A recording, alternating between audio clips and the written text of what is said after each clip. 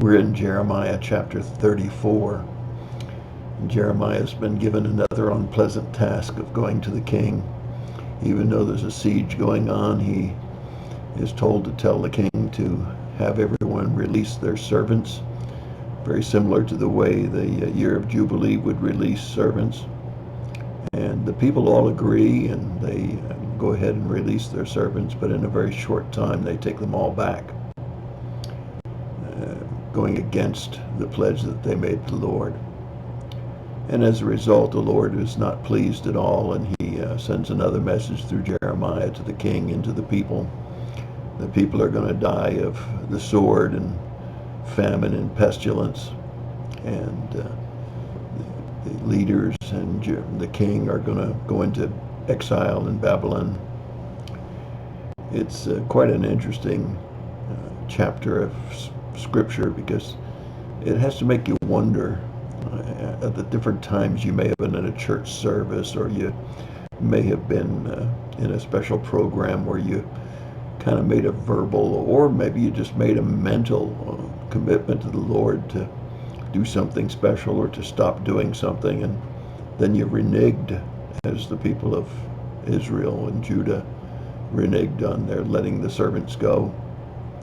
There was a lot of consequence for these people that were in agreement that they were going to leave their servants go, but you have to wonder, if there was consequence for them, I wonder what's going to happen to us that have made commitments to the Lord, whether they were just in our heads or whether they were in actual commitment or in writing.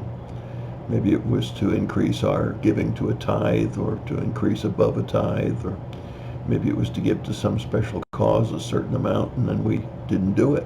We reneged on it. There certainly is always a consequence for something that God moves our hearts to do, and then we don't do them. I think it's always a good point to sit back once in a while and say, have I kept all the commitments that I made to the Lord? Because it's very clear here in Jeremiah chapter 34 that there's a consequence for not keeping our commitment to the Lord. Now, he knows our hearts, and he knows when it's impossible. If you happen to run a small business in the middle of this virus and you can't keep a commitment, that's certainly something that the Lord knows and understands. But if there's no real reason, no real cause for that commitment to be broken, and you made that in your heart or in your head, or maybe you even put it in writing in a building program, and then you didn't keep that commitment, be careful. There may be a cause that God is going to turn and give you a chastisement for. So that's my thought for the day. I hope you'll take a few minutes and think about some of the commitments you've made to the Lord, whether they were written or whether they were in your head or just in your heart. And have you reneged on it? And is there a good enough reason that you could really stand before God and give an account for not having kept that commitment to stop doing something or to start doing something?